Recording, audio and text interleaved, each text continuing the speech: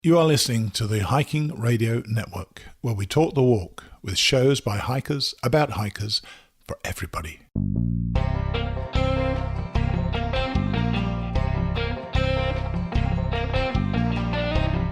This is the Hammock Hangers Podcast, where we hang out and talk about everything from hammocks and hammock camping to the group hangs from around the country.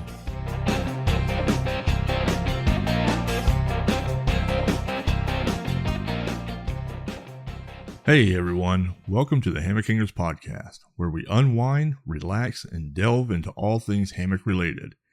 Join us as we swing into the world of hammocks, exploring tips and tricks for setting up that perfect hang, sharing stories of outdoor adventures, and discovering the latest trends in hammock camping and relaxation. Whether you're a seasoned hammocker or new to the art of hanging, this podcast is your cozy corner to kick back, escape the hustle and bustle of everyday life, and soak in the soothing atmosphere of the hammock culture. Prepare to be inspired, educated, and entertained as we embrace the hammock lifestyle together. So grab your favorite hammock, find that perfect spot to hang, and let's embark on a hammock-filled journey that will leave you feeling refreshed, rejuvenated, and ready to take on the world. This is the Hammock Hangers Podcast, where every episode is a breath of fresh air. Let's get started. Howdy, hangers. Welcome to this week's episode of the Hammock Hangers Podcast. And this week, we have a very, very special friend of the podcast, as well as HangCon. They are worn and tattered and exhausted, but thrilled to be here. We have the one, the only Cal and Kristen from YOBO Gear. Welcome to the podcast, lady and gentlemen. Thank you, kind sir. Thank you, sir. Well, as you guys may have heard, YOBO has just released this small little bug of a stand. The turtle bug has hit the wild. It has been released from a Kickstarter dungeon and into the hands of the backers. And yeah, I'm seeing a lot of really great things coming out of the YOBO neighborhood about their turtle bug stands. Yeah, it's finally out in the world. Are you guys exhausted from the whole experience? I'm pretty bleary-eyed myself. Yes. I would say happily exhausted, though. Yeah, it's been great. It's fun watching everybody finally getting them in their hands. And, yeah, I know a lot of us have been really, really excited for months on end, following the process of just seeing the product go from an idea that I know that we have talked about for years and actually into our hands. So I'm sure that is a relief to know that part of the adventure is over. And I will say, I've done a couple of Kickstarters with a few different companies, and it's always hectic because for people that don't understand how Kickstarter works, it's not really a guarantee that like you even get the product. Like I have backed certain things and they just didn't come to fruition. And then sometimes I didn't get what I ordered and I get a refund or didn't make enough. So, they refund it that way. Or, some things that you would think, oh, well, it should be stupid easy to just fulfill and just make. Like they're delayed years. But I would say I want to say my second or maybe third Kickstarter that I've done with YOBO. You guys run a Kickstarter like nobody's business. Like just the engagement that you guys have with your backers is a second to none of any Kickstarter that I've ever been a part of. So I want to say just a congratulations for you guys of just being aware to keep your backers aware. I think you guys did a fantastic job with that. Well, a million thank yous for that. That truly means a lot, and that's what we strive for. So you saying that is much appreciated. And truthfully, we are equally as grateful to all the backers, because without their enthusiasm and their patience and their encouragement when things were getting delayed or not going quite as planned, then it would have been probably a really miserable experience. But this bunch of backers, just like the Hive bunch of backers, were absolutely incredible. And I think that really like helps because you never really felt out of the loop. Like you didn't get a gray area or go silent for like 3 months at a time and go, oh, where the heck didn't I like back this? Like, no, every step of the way you guys were on there giving us updates saying, hey, we're ahead of schedule this way. Oh, well, we got this delay. And it wasn't just, hey, we're delayed. You brought us into the entire experience with you. We felt your joy and your frustration, knowing exactly like, oh, well, we're in this step, and explaining. You just didn't say, oh, well, we're delayed, so check back in another 2 weeks, and hopefully your backers forget about it. And like, no, you were very detailed, and one thing that I like, you shared your frustration with us. Like, it wasn't just, oh, well, it's delayed, tough luck. Like, you showed your frustration to us, and for me at least, I appreciated that as well. Just the genuineness of your update. So, oh yeah, good well, job, I know guys. Personality, and I like to know all the details and exactly what's going on. Cal can vouch for that, and so I kind of assume everybody else is the same way. And I respect that these people put their money down 9 months in advance in some cases, and we owed that to them, was all the information. Yeah. And we're all in it together. I mean, it's basically a partnership, so it's only fair they know they come along with us and experience everything blow by blow, rather than getting bits and pieces and wondering. Kristen does a really good job of including everybody and making sure that there's no gray areas and they know what we know. I think that's what's really neat about it. So Cal, you didn't write any of the updates. It was all Kristen. Yeah, it's all Kristen. I mean, I think just for like an experiment, next time we should have Cal write all the updates. So see if we get the same experience. And then I'll design the product. Yeah, that'll be great. We'll see what we come up with. Great fun. We're doing a Kickstarter for a hammock keychain, and oh my goodness! So the turtle bug is out and it's rolling out. I kind of want to just talk about just the development of the turtle bug. I know that we have been talking back and forth for the last 4 years about another YOBO stand, and seeing this kind of really come to fruition. What kind of gave you the idea to take probably one of the most familiar designs in hammock stand lore per se, and saying, hey, how can I make this better? I just trying to make the simplest stand and the easiest to use stand. And it came from a few different models. It wasn't just the turtle dog. And you just look at these other stands, and there's obvious shortcomings, and it's like it's so close, but like trying to come up with a way to hold a lot of weight, except with a smaller top rail and some way to make it less tippy, and it's just getting everything and all the angles figured out and everything working together instead of setting this up and setting this up and then we'll connect this to this. It was like, how do we make one thing that works really good with that appears to be one piece, right? And, I think go ahead.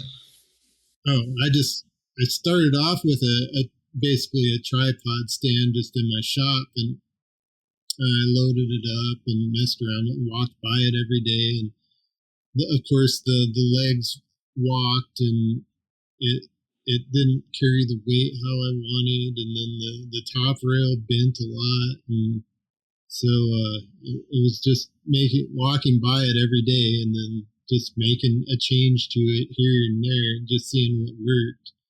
And it took me about a year just walking by it every day to finally get it how I wanted it.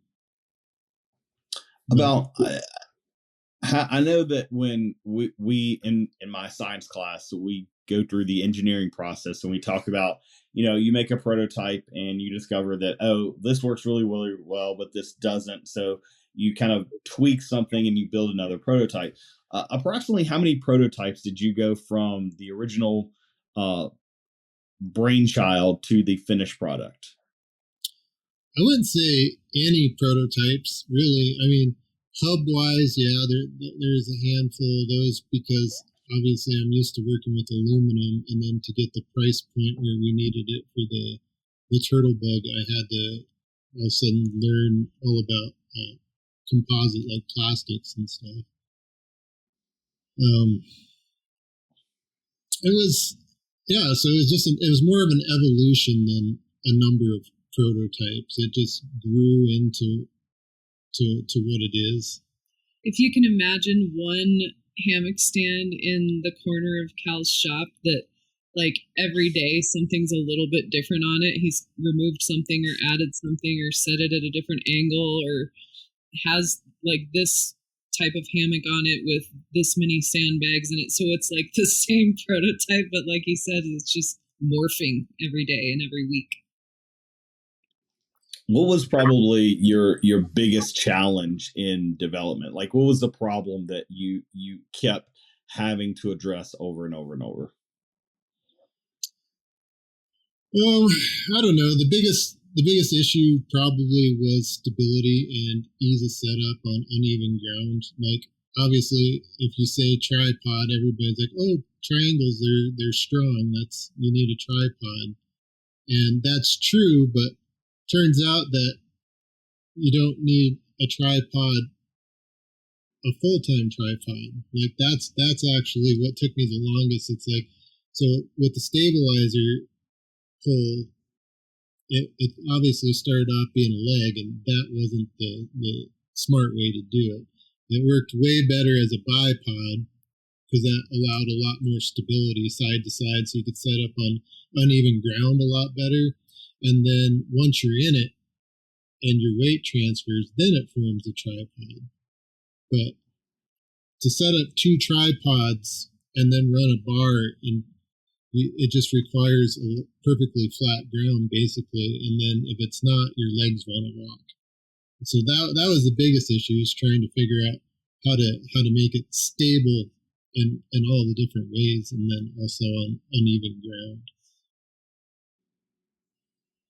Gotcha. So you had this the original stand that you've kind of tweaked and tooled around with, and you finally get to the point where, hey, this is the child that I want to release into the wild. And so you decided to go kind of the Kickstarter process. So what was that process like, going from, hey, I had this idea, and bringing it to Kickstarter?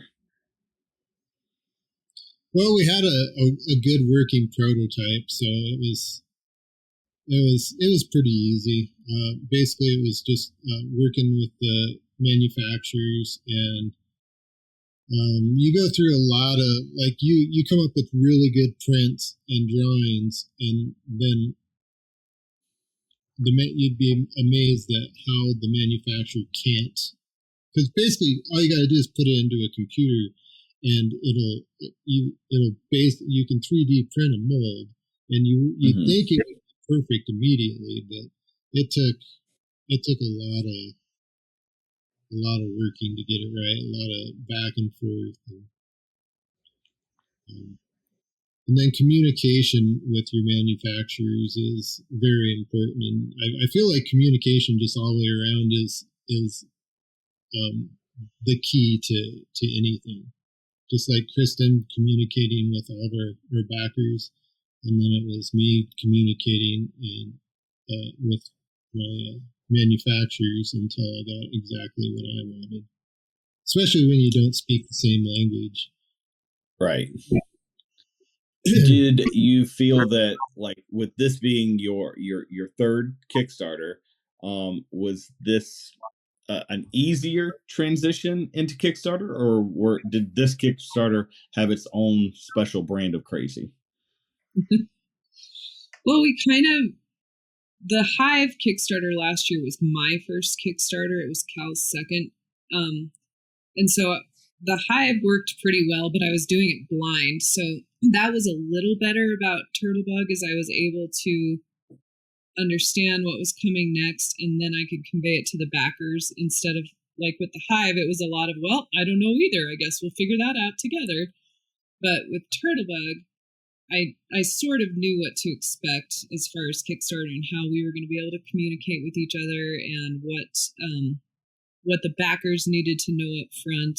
And so there was a lot of prep work where we were prepping the future backers or the potential backers before the Kickstarter even launched, because a lot of people had a lot of questions about even what is a Kickstarter, or how does it work, or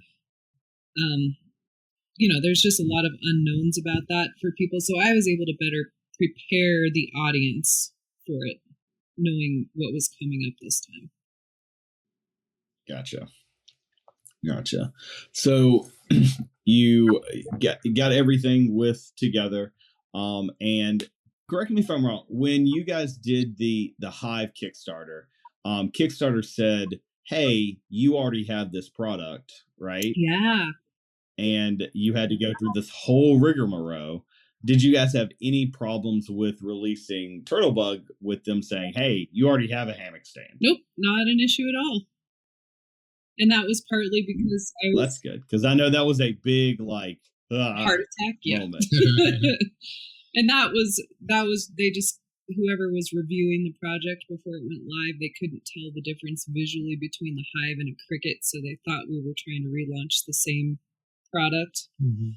But luckily, the Turtlebug looks completely different, and B, I knew, like, exactly what to put in all the copy and the diagrams and everything in the Kickstarter, so that nobody could even possibly make that mistake. Gotcha. So you have it approved. You've got everything going. Launch day, and you kind of get it going. What was launch day like for you guys? Wake up way too early because you can't sleep. Well, and I'm speaking for myself. Cal, as you all can imagine, is just chill no matter what's going on all the time. He's fine. I am more animated, and I ride all of the roller coasters. So launch day, early wake up, get ready with my coffee, go reread the Kickstarter page probably 4 different times, make sure that it's exactly the way I want it, make sure all the links are working properly, make sure all my prices are set. Now, mind you, I've already done this like every day prior, leading up to it for the month before as well, but something could have happened in the middle of the night and I need to check on it. So that's what I'm doing a couple hours before launch, and then it's a manual launch button that we have to push, and so I had my clock going with the second hand so that I launched it the second that we said we would launch, and then you hit launch, and there's maybe like 10 seconds of just nothing, of complete crickets, and nothing happens, and of course your mind starts telling you all these stories like everybody hated this and this is a flop already and nothing's gonna happen. I'm gonna go crawl in a hole and live there and this is humiliating. And then all of a sudden you see the numbers just shoot up, and they're moving so fast you can't even see them because all the pledges are coming in at once, and it's like a really, really cool moment. Yeah, it is really neat. But yeah, very suspenseful when nothing's happening. Oh, my friends lied to me. They said it was great and it wasn't. And then right when we push that button, our project managing marketer quit. Oh yeah, that's true. We had marketing team and a project manager that was holding, keeping everything organized with our advertisements and stuff, and she quit that day. so we were doing it all alone. Wow. Yeah. But I mean, launch day was so man. fun, and not only are you seeing the numbers shoot up, you're seeing all the comments like, "I made it, I'm backer number whatever," and like, "Let's take it to the moon, it's awesome." And I'm usually crying like about an hour in because I'm just full of gratitude. There's all the emotions on launch day, AJ. So through the entire process, is launch day like the biggest highs and lows of you're just the biggest emotional wreck? I would say that's one of the highest highs, that and like the actual delivering the stands. But there's just so many unknowns throughout the Kickstarter process, and I have a difficult time when I'm unable to give people the answers they're searching, when I have to say, I'm sorry, we don't have that information available yet. I struggle with that. And so there's the entire 9 months of the Kickstarter is really a roller coaster. I wouldn't say that launch day is the main roller coaster. I would say that continues throughout. Gotcha. How about you, Cal? Like, is that like your biggest high on launch day? Yeah, it's fun watching the interaction, like the excitement and the build up, and then it's also like I'm always real more product oriented as well. Like, I'm like, gee, trying to, is there anything I could do better before we have that, like, after it's all done and said with, we're into it like 4 or 5 months, like, I'm still tweaking it to make it slightly better. And that drives Kristen insane. And then, like, even with the bridge mod, I honestly didn't have that completely figured out how I wanted it until a little while ago, actually. He has this weird ability where he knows something will work. He just hasn't hammered out the details yet, and so he'll tell people, "Oh yeah, it's gonna work," and they'll be like, "But how?" And I will be like, "But how?" And he's like, "Well, we'll figure it out and show you someday." Yeah. But he's never wrong. Like, he's right. It works, but it's up in his head. I totally understand, Cal. I totally understand.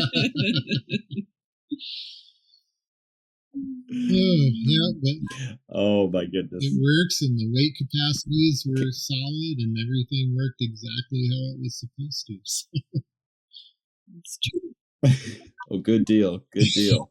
So your project is fully backed, and that weight is off your shoulders. And then I would think now you get into the nitty gritty. Like, you've got these people giving you, how much money did you guys raise before Kickstarter said, okay, you're good to go? Final Kickstarter number was a little over 200,000. So I mean, that's not chump change. I mean, so that's a big old sack of coin. Yep. So you go in and say, okay, well, I've got this money that I can eventually use, because don't you have like a little grace period between when your project is back to when like you guys actually get access to the money? Yeah, I think we had to wait about 15 days. So between the end of the campaign and when the funds actually hit the account and people's cards were charged, it was just lining everything up so that as soon as we had that money, then we could send it off to all the different moving pieces who needed paid and get everything moving. Yeah. And I think our goal basically was obviously coming up with a affordable stand to get more people introduced into hammock camping. So our prices were at the absolute lowest they could have possibly been. So there's really, when it's all said and done, there's almost no profit. There's some to buy some inventory, but definitely no money to live off of. It's, I mean, yeah, it was reinvested right back into the turtle bug. Gotcha. Well, I mean, it just seems like based off of other Kickstarters that I've done and just, I guess, the business venture itself, it seemed like you guys didn't hit any major delays between the backing to delivery. Would that be accurate? I would say now that it's all said and done, I think a month delay is pretty dang good. I was hoping to have it delivered in October, and we really tried our darndest to set that projected delivery date, but I'm happy with a month delay, if that's all. Yeah. I mean, the hardest thing is obviously manufacturers are a lot of times just people pleasers, and you have to, you have to understand when they're telling you what you want to hear, and then you have to break through that to get to the truth about lead times. And so breaking through that and trying to keep on schedule when you know they weren't when they're just trying to tell you what they think you want to hear instead of what the actual news is. So that was a challenge for me. And also not wanting them to continue to do a good job and not sloppy work. And so you can't really rush them. Yeah. So it's a fine line between keeping them accountable to timelines, but also still getting the high quality product that we're demanding. Yeah, because even if and just on other businesses I've ran, I mean, just here, like a welding shop, you it's hard to get people to understand, like, yes, you need to work efficiently and quickly, but you also need to do a good job. They're not mutually exclusive. It's like you tell them to work, if you ask them to please work quicker, they kind of be like, oh, they're like, well, you asked me to work quicker, so that means I can't do a good job. It's like, no, work as quickly and efficiently as you can while doing a good job. And that's just not easily conveyed, even here. AJ sees that in the classroom, I'm sure. Yeah. Is that why I can't never get a gourmet hamburger from McDonald's? Is that really why? They just need to work slower. I just need slow food, not fast food. Nice, good slow food. I mean, I can totally, and just from from a customer standpoint, not just from Kickstarter, but just from other cottage vendors, a month delay, that's light work. Like, yeah, when we're so used to like ordering something in from Amazon or whatever, 2-day shipping, and boom, we want it like now. Like, Kickstarter's not like that, and you're bringing a completely new product to market, so a month delay. And for anybody, this is a comment for anybody that's like looking at Kickstarter or any sort of crowdsourced manufacturing. A month delay, that is chump change for the grand scheme of things, where you could easily get 3-6 year delay just based off one component. Your entire operation could be sidelined because, oh, well, we didn't have enough of this one type of screw. And that's exactly what it is. I mean, every little thing needs to be designed. I mean, nobody does it for you. You can't be like, oh, I need this to do this. You're like, okay, show me the drawing that shows me the thing for it to be able to do this. And you have to design every little thing. And if you leave out, like you said, just one little screw, it doesn't get done. So it's... Yeah, and if you look at every single piece of your turtlebug stand, every segment, and how thick the segment is, and how big the diameter is, and every little hole that's in the poles and in the hub, and the exact angles on everything, like Cal had to map out every single one of those details, and every single one of those details had to be exactly perfect or the turtlebug wouldn't go together. And there were multiple factories involved too, so it wasn't just like one factory and he placed an order. It was this factory's doing this part and this factory's doing that part and another factory's doing something else. So it's really feels miraculous that it's all one stand now that just functions so smoothly. And then you have to introduce factories to factories so they can tell them what they need. And, I mean, it's a lot. I can imagine. And for people that have never seen just a YOBO stand in general, it's not like a couple, oh, well, I could do that myself. No, you can't. No, you can't. There is a meticulous amount of detail that goes into every single one of the hammock stands that you guys produce. I remember kind of the original cricket stand, like those metal hubs. Like there was like some precise milling that went into that aluminum. That is not something that Cal just banged out in a shop in an hour. And kind of threw it together, and it's like, oh, well, I'll just stick this pole here, stick this there. Like, no, there's some meticulous amount of engineering, a meticulous amount of design that have gone into this. And that's kind of what you're paying for too. Like, this is not just some a couple beams kind of welded together to form this kind of sort of triangle that might sort of work.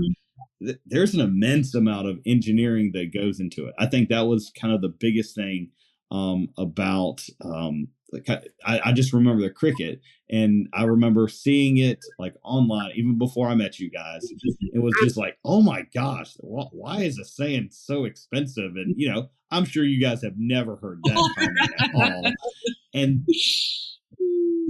And then like when I finally saw it in person, and I was just like, oh my gosh, there's a lot to this. Like there is a lot to this, and everything is very much thought out. And props to you guys for working hard to get the cost down low for that accessibility into things. So so you get you get everything in place. It starts to ship over from freight into customs, and it kind of goes into like customary limbo. Like you don't really know where it is in the process. I could definitely empathize with your whole frustration with that, because it is kind of like a crapshoot of when that actually comes through. But you get everything in, and you finally get it back to Dutchware. And tell us what that process was like once the materials and stuff got to you and the rubber had to hit the road to get these stands out. Man. Well, it was like somebody had been pulling a rubber band back for months and months and months, and finally that truck pulled up, and we'd already been in Pennsylvania for like a week because the truck was delayed a few more days even, and so we were just sitting there waiting with nothing to do. Dutch is like about to start his holiday sales, so they were super busy. Like nobody had planned for this schedule to work out the way it is. So there's this giant rubber band that was pulled back, and as soon as they opened those double doors of the shipping container right on Dutch's loading dock, like somebody went doing, and the rubber band was released, and Fee, I think, was the first one to just like climb up the pile of boxes in the shipping container, and it was floor to ceiling, wall to wall of turtle bugs, and he just starts throwing them down, and the guys got a line together, putting boxes on pallets and moving pallets as quickly as we could. I think it took just under 2 hours for all of us to unload the shipping container completely, but it was a sight to behold. And then instantly, so everything. Go ahead. Oh, go ahead. Well, as soon as everything was unloaded, like there wasn't let's just relax a little bit. It was like, we got to get things shipping right now. Like right now, I want to be printing labels and putting them on boxes and getting them in the mail, because I didn't want customers to wait even one day longer. She was very worried about that. It's like she's And so, yeah, I mean, that adds another level of unknown too, because everyone knows that every time that UPS or FedEx or USPS gives you a delivery date, then that's totally going to be the date that it actually arrives at your house. Was I clear enough about that in our Kickstarter updates, AJ, that I don't have a magic stick? I thought it was beautiful, because I mean, a lot of people see, like, oh, well, the website says, hey, it's going to be at my house on Wednesday, so it's definitely going to be at my house on Wednesday. Not understanding that, yeah, people get sick, so your delivery guy might not be there. And I know for us, like in the schools, like, yeah, teachers get sick and they take off, and yeah, sometimes there's not substitutes. So it could be any number of things that come through. We're getting into the holiday season, we're getting more packages and stuff, so they're making more delivery. So yeah, things kind of do get delayed, and that's something that you just got to deal with. Yeah. Like for mine, it said waiting for a label from Friday all the way through the weekend until like either Monday or Tuesday. And yeah, it was frustrating, but what are you gonna do?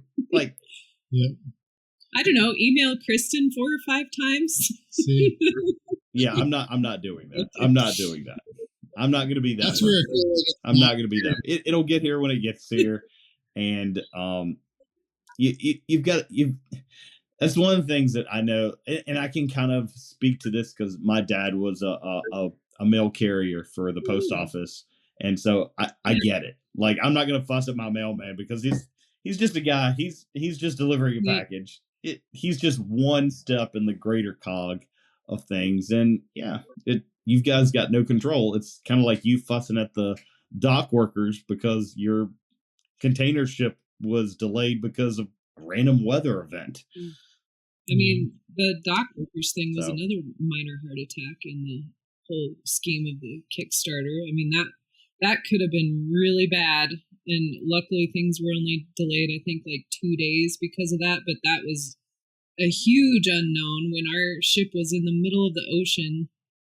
And that would have been devastating if we would have had to tell people, well, it's definitely not going to be October or November or maybe even 2024. So yeah, I would say if you were asking about the highs and lows earlier, that was a huge low for me. It worked out fine though.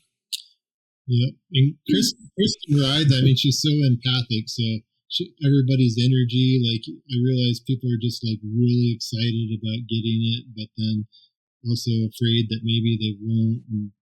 And we made this agreement to get to fulfill all the orders by and try to hit our target date. But you can feel the people getting anxious, and then Kristen absorbs all this because she's just so empathic, and I'm just we did our best, and we all just were in this together, and it's all going to work out, and just kind of even keel. And then poor Kristen's just these huge ups and downs, and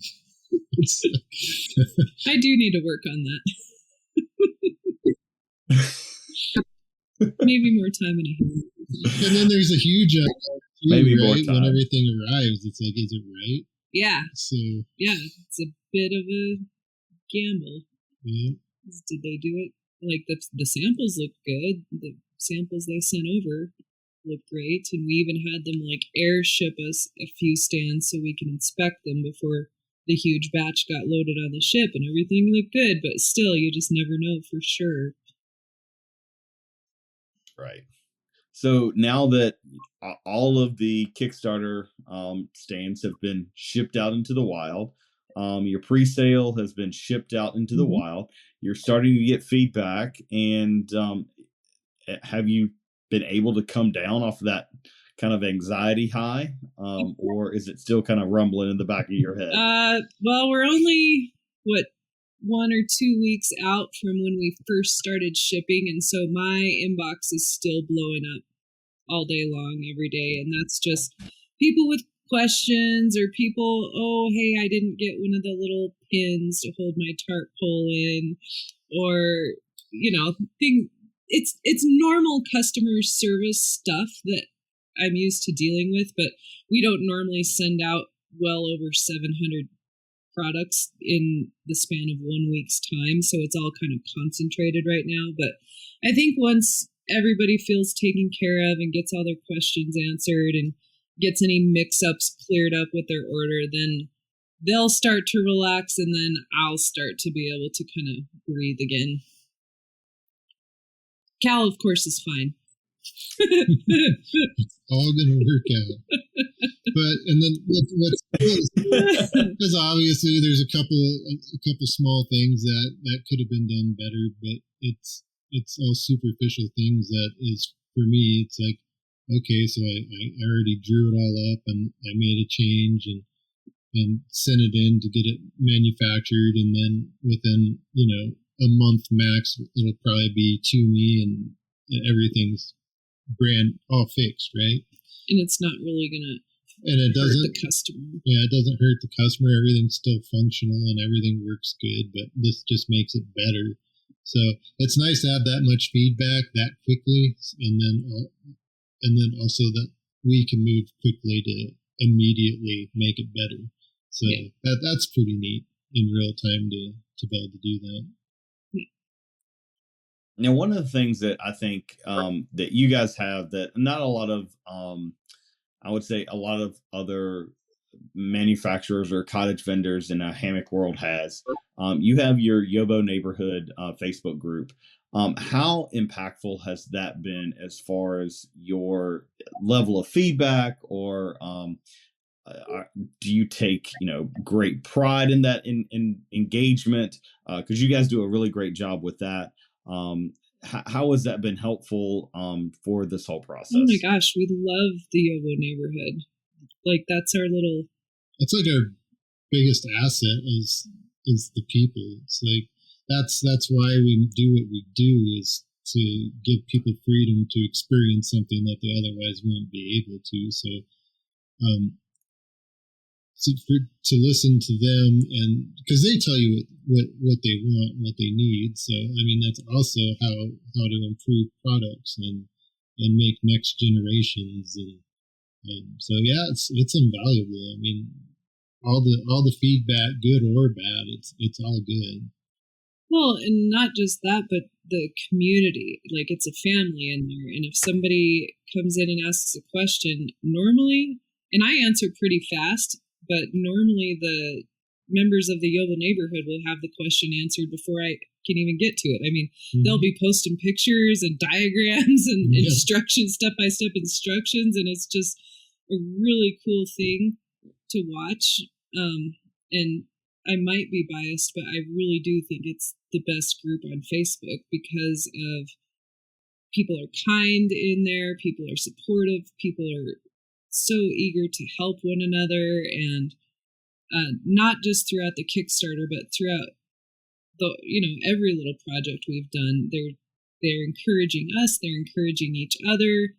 It has been so fun this past week because no time was wasted for people setting up their turtle bug stands. Like, it was amazing. And the weather was kind of crappy in a lot of the country this week, and so everybody set up their turtle bug in their living rooms. And so I love it. We're getting all of these living room turtle bug pictures in the YOBO neighborhood, and it's so fun, and there's banter, and it's just a really heartwarming place to be, I think, on the cold, dark internet. Yeah. I agree. Everybody's like really nice, really kind, really helpful, and it's kind of cool to have a place like that. And it's funny looking back.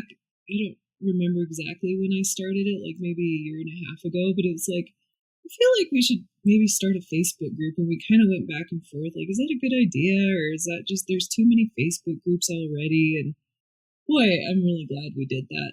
Mm-hmm. So, as a lot of people know, I got my turtle bug in the mail on, on Saturday. It was supposed to be delivered on Friday, but it got held up in Jacksonville, and yeah. So I got it. In fact, I was waiting to leave on a camping trip till I had my turtle bug. And I made Paul, who is not here, so I can say whatever I want. I made him wait for me to leave the house because I wanted to have that so we could both see it in person. So it arrived at like 3 o'clock in the afternoon. I met the guy like at my front porch. I was like, I will take that because even though it has a do not drop sticker on it, I've seen you on the camera do stuff. So I'm just going to take this and yeah. So I take it and I put it in the truck and we left for a camping trip. And I got the opportunity to put it all together. My kids helped me kind of unwrap all the legs. So this is my way too early to tell, very limited use review of my turtle bug stand. Now I have gone on. I have said this numerous times on the podcast. And when people have asked me about stands, I will say this as well. So the turtle dog stand, which has been a kind of design for years. I actually personally know the dog person of the turtle dog stand. He's actually lives in Florida. I've camped with him. He's a really great guy. The only marketable turtle dog stand, which was the Tato, years ago, I have gone on the record of saying it's not my favorite stand by far.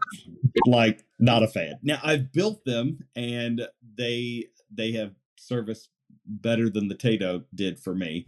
There's people out there that like them. Good for them. I am not one of them.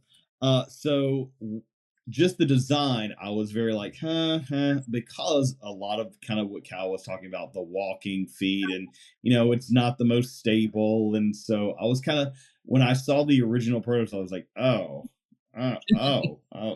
it's got like a third leg that like not really there.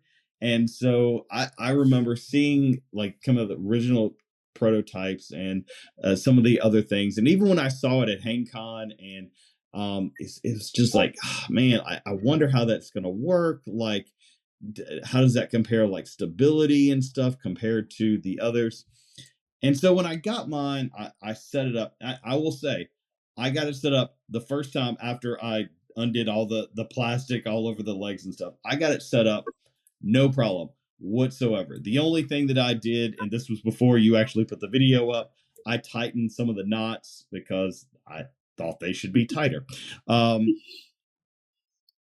they did. It worked really, really great. And I got it set up, no problem whatsoever. I actually did go in and have to read the directions for the tarp extension things because I was like, I'm going to set this up all by myself without reading the things because I know how things work. But I did have to read the directions on the cables, which again, plug, done. And then I got in it. And I will say my concerns with stability were quickly diminished. In fact, I would almost say for the first time setting up, the turtle bug stand felt more stable, even wiggling around, than any other of the YOBO stands that I have. Wow. Like, and granted, I was on like a flat campsite, but getting in it, and I adjusted the legs a little bit, and so I didn't even get any when I rocked side to side. It wasn't going anywhere. I got no shaking whatsoever. The tarp went up incredibly easy. That's one of the things that I've loved about all of YOBO stands is the tarp extension poles. They have gone on without any fiddle factor whatsoever.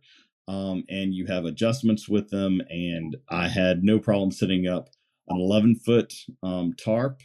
And we can go all the way up into a 13-foot.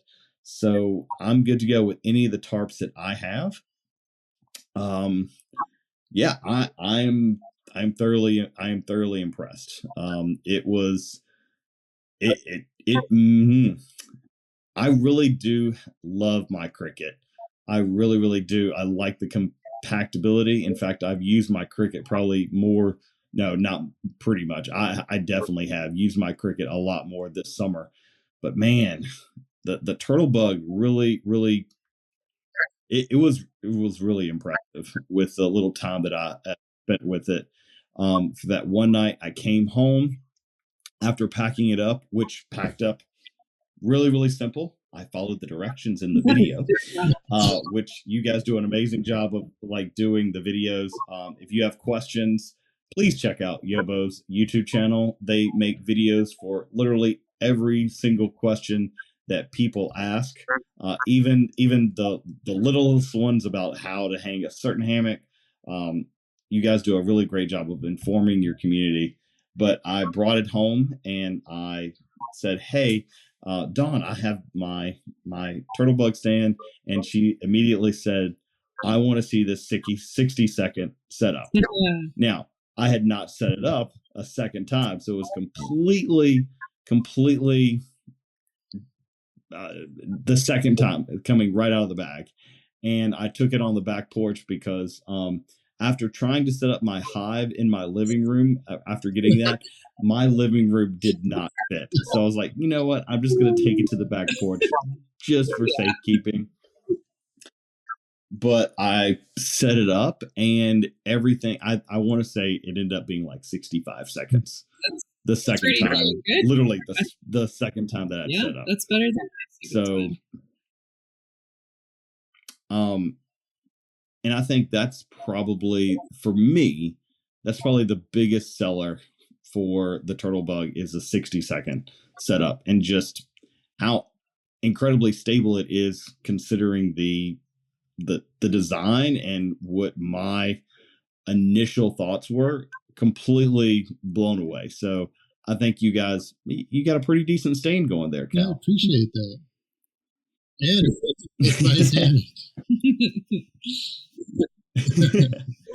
And yeah, so I set it up with my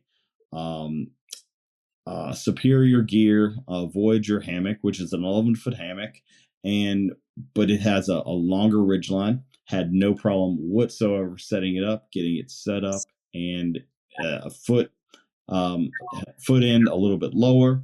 I took that off. Had no problem setting up my Dutchware Chameleon. Took that off. I had no problem setting up my Warbonnet XLC.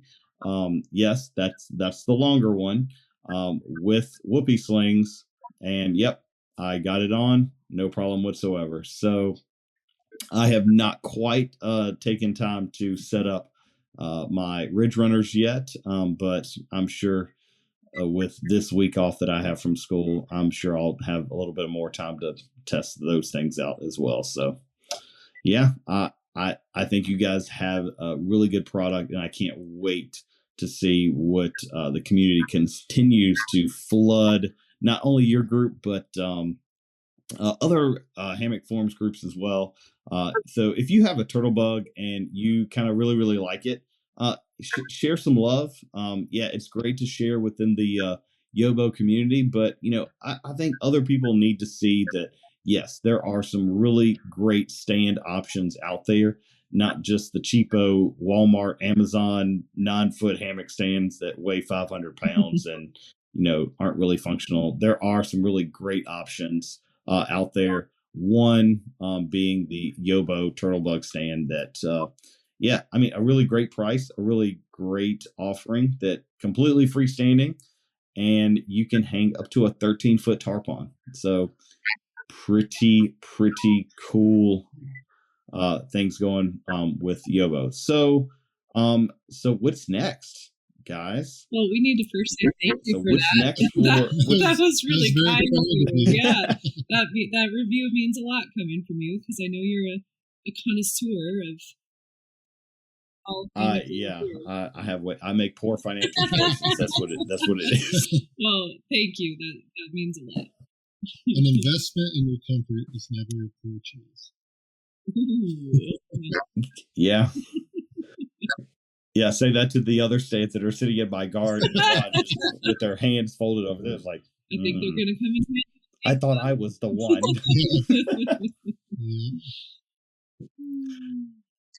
But I'm excited to you guys are going to be at HangCon this year, and for those of you that haven't followed HangCon on Facebook, the Hang site is still very tree rich environment. However, in the main area of the campground, they did lose about 20 to 30 trees from the main area, so some of the hang locations may not be there that you've had in the past, but the turtle bug might be a great investment that you could make to kind of really open your horizon to hanging wherever you want at HangCon or anywhere that you want to go. I will say, just from personal experience of many years using various hammock stands, mostly YOBO in the last few years, I have used them significantly more than I would have ever thought that I was going to, especially going and traveling to state parks, national parks. It's always really great to have that in the truck, knowing, guaranteed that no matter what the tree situation is, hey, YOBO got me covered. Yeah. Guaranteed consistency means a lot, because, like you said, you never know who's going to allow hanging on trees anymore.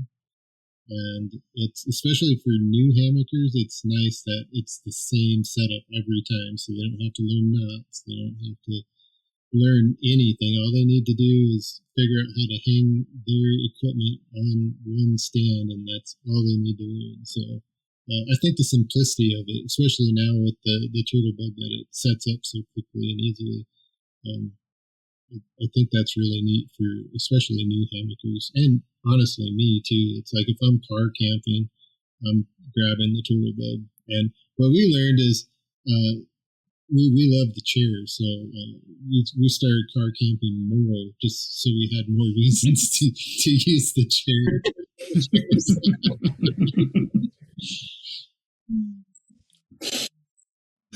Gotcha. So, where do we go from here? Like, Cal, what do you got? What do you got swimming around in that brain of yours? Well, we'll be releasing two new cricket models here sometime before the first of the year, around the first of the year. Maybe slightly after the first of the year, sometime December, January. Yeah, late December. And the obvious benefits to those is they're the lightest, strongest models. So we'll have one that's going to be around 4 pounds, maybe lighter, and then we'll have a big one that holds bridges and everything you want to put on it, and it'll be around the 7 pound mark, somewhere in there. So awesome. Yeah, so you get something that holds, all that weight, and it doesn't weigh hardly anything. So obviously you got your kayaks, your bike packing, your wherever you want to carry something, but don't want to have to think about it. So we'll have we'll do lots more updates in December, and we'll be releasing details to our email list and to the YOBO neighborhood first, and then just the greater social media and everything. So I know if you're going to listen to this episode, you're going to want to email and ask like a ton of detailed questions about cricket.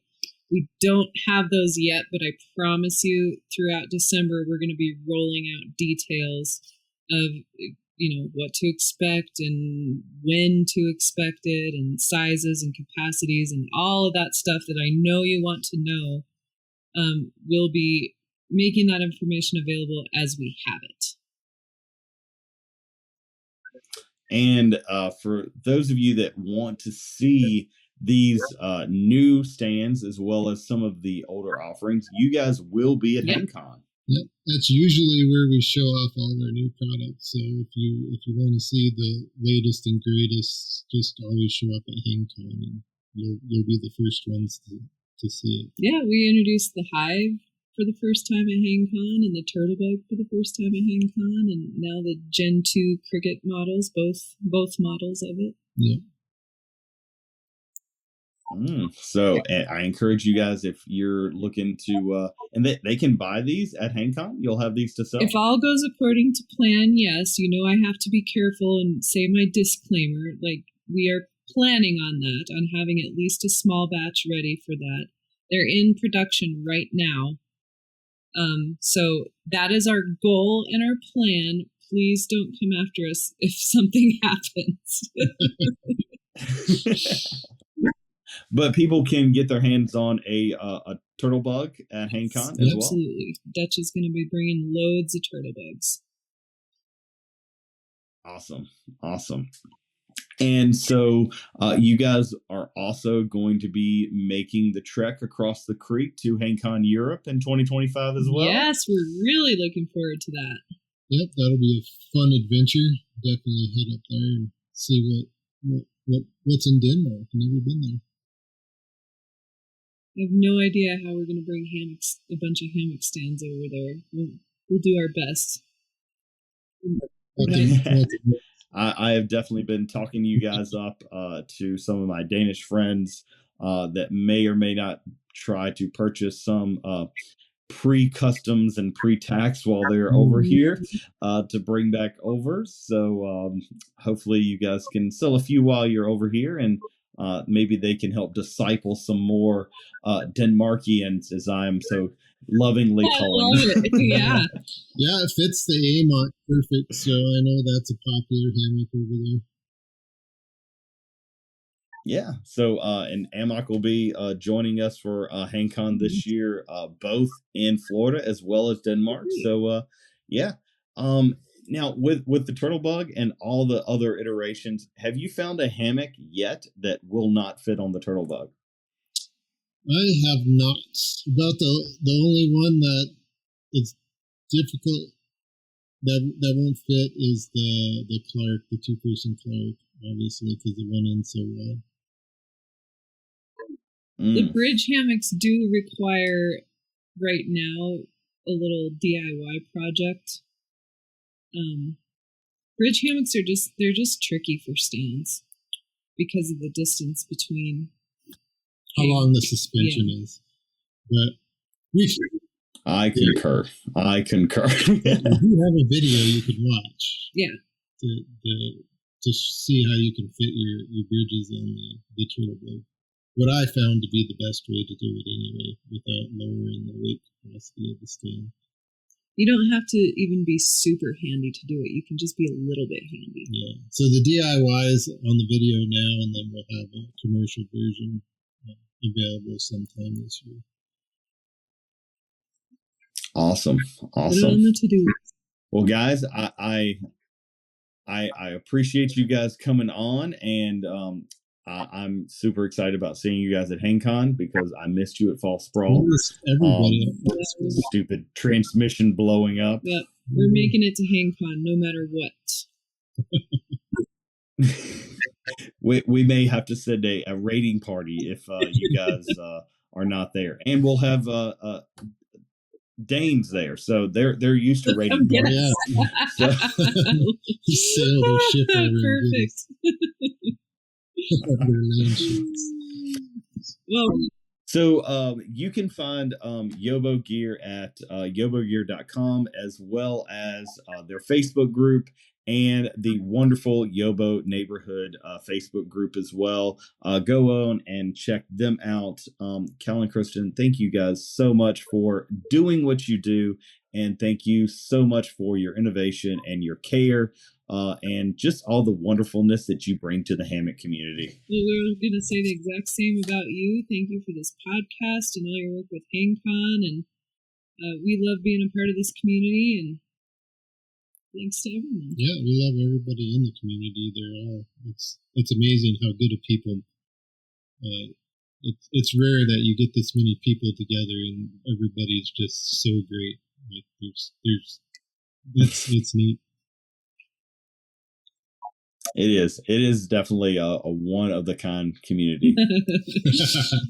Well, we appreciate you. Thank you. Yeah, thank you, AJ. Thank you much. Well, hangers, that's it for this week's episode of the Hammock Hangers podcast. We appreciate you tuning in, and we look forward to bringing you more and more information of not just hammocks, but adventures and all sorts of kind of gear going forward. If you find us and you like what you hear us, talk about us. Give us a review on wherever you get your podcast, and you can also find us on Facebook and Instagram, as well as our YouTube Hammock Hangers podcast channel as well. So until next time, though, happy hanging, everybody. As we gently sway out of another hammock-filled episode, we want to thank you, our wonderful listeners, for hanging out with us on the Hammock Hangers podcast. We hope that you have found relaxation, inspiration, and a renewed sense of connection to nature through our discussions. Remember to keep that hammock spirit alive in your daily life, whether it's by taking a few moments to unwind in your own backyard oasis or by planning your next hammock adventure in the great outdoors. Embracing the tranquility, embracing the simplicity, and never forget the joy that comes from simply hanging around. Before we part ways, don't forget to like, share, and subscribe to stay up to date with all things hammock related. You can find us on Facebook, Instagram, and YouTube. Just search for the Hammock Hangers Podcast. Your support means the world to us, and we can't wait to hang with you again on our next episode. Until then, stay relaxed, stay adventurous, and keep on hanging those hammocks high. From all of us here at the Hammock Hangers Podcast, we wish you peaceful hangs and endless relaxation. Thank you for tuning in. Happy hanging, everyone.